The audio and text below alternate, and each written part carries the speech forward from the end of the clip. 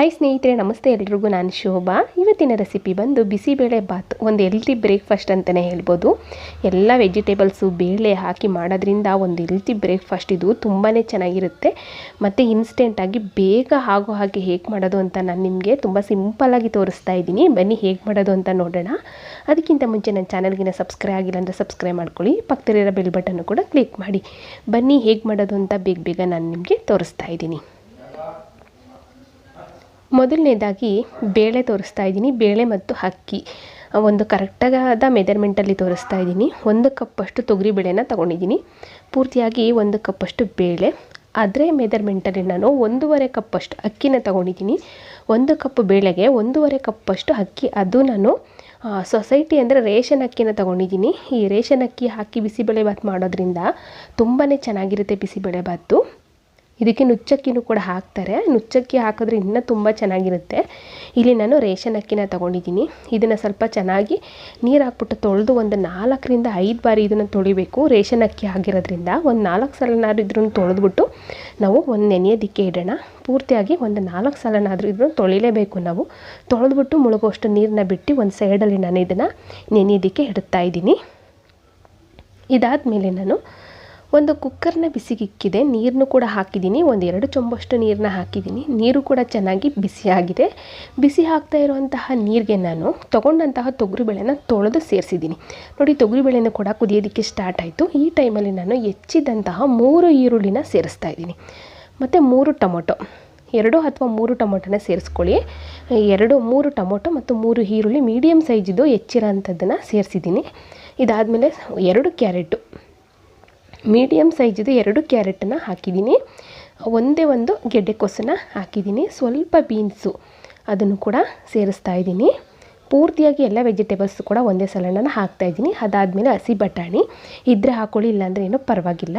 ಇದಾದಮೇಲೆ ಕಡಲೆಬೀಜ ಹಾಕೋದ್ರಿಂದ, ಶೇಂಗಾ ಹಾಕೋದ್ರಿಂದ ತುಂಬಾ ಚೆನ್ನಾಗಿರುತ್ತೆ. ಇದನ್ನು ಹಸಿ ಬಟಾಣಿ ಇಲ್ಲ ಅಂತ ಅಂದ್ರೂ ನೀವು ಈ ಶೇಂಗಾನ ಹಾಕಿ ತುಂಬ ಚೆನ್ನಾಗಾಗುತ್ತೆ. ಪೂರ್ತಿಯಾಗಿ ಎಲ್ಲ ವೆಜಿಟೇಬಲ್ಸ್ ಎಲ್ಲ ಬೇಳೆ ಎಲ್ಲ ಹಾಕ್ಬಿಟ್ಟು ನೀಟಾಗಿ ಮಿಕ್ಸ್ ಮಾಡಿಬಿಡೋಣ. ಮಿಕ್ಸ್ ಮಾಡಿಬಿಟ್ಟು ಉಪ್ಪನ್ನು ಕೂಡ ಇವಾಗಲೇ ಹಾಕ್ಬಿಡ್ತಾಯಿದ್ದೀನಿ.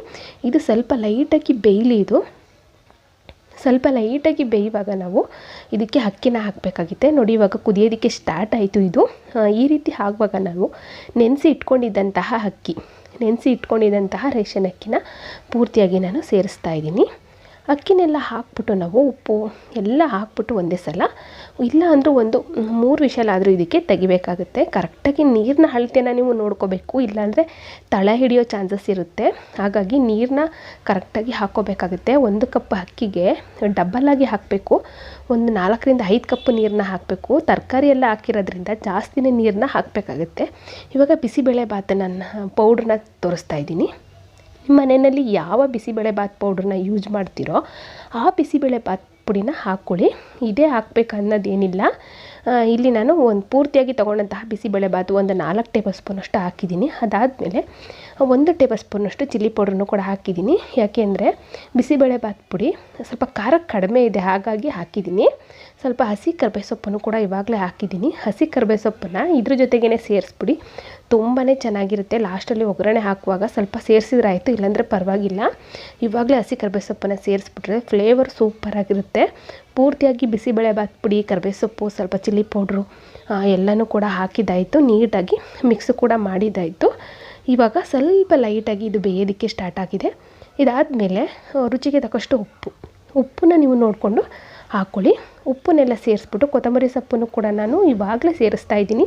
ತುಂಬಾ ಚೆನ್ನಾಗಿರುತ್ತೆ. ಇವಾಗ ಕೊತ್ತಂಬರಿ ಸೊಪ್ಪನ್ನು ಹಾಕಿ ಇದನ್ನೇನು ಕೊನೆಯಲ್ಲೆಲ್ಲ ಹಾಕಬೇಕು ಹಾಗೆ ಹೇಗೆ ಅನ್ನೋದು ಏನಿಲ್ಲ. ಈ ರೀತಿಯಾಗಿ ಬೇಯುವಾಗಲೇ ನೀವು ಕೊತ್ತಂಬರಿ ಸೊಪ್ಪು ಎಷ್ಟಾದರೂ ಹಾಕಿ ಚೆನ್ನಾಗಾಗುತ್ತೆ.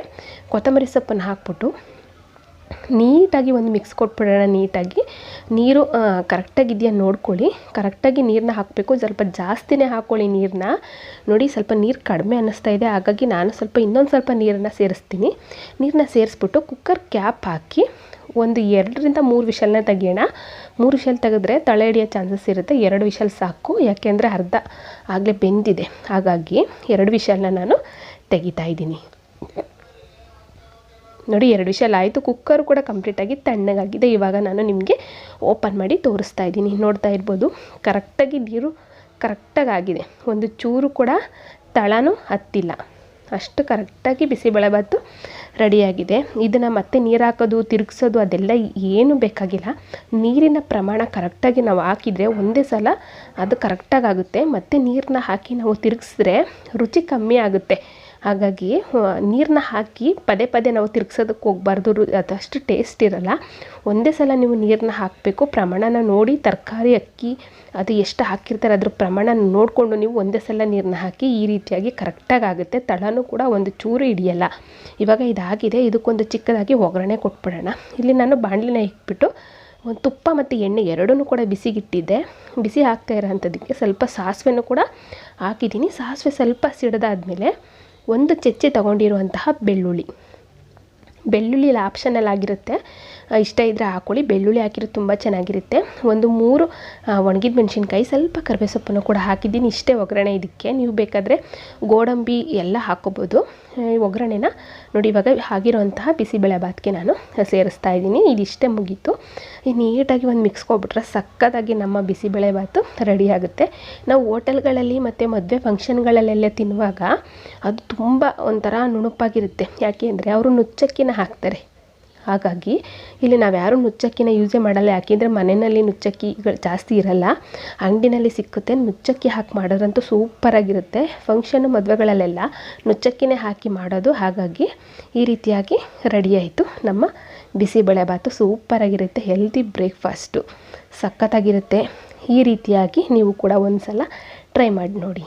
ನಿಮ್ಮ ಅನಿಸಿಕೆನ ನನಗೆ ಕಮೆಂಟಲ್ಲಿ ತಿಳಿಸಿ. ಇನ್ನಷ್ಟು ಈಜಿ ರೆಸಿಪಿಗಾಗಿ ನೋಡಿ ತಿಳಿ ಮಾಡಿ ಕಲಿ ಚಾನೆಲ್ನ ಸಬ್ಸ್ಕ್ರೈಬ್ ಮಾಡ್ಕೊಳ್ಳಿ.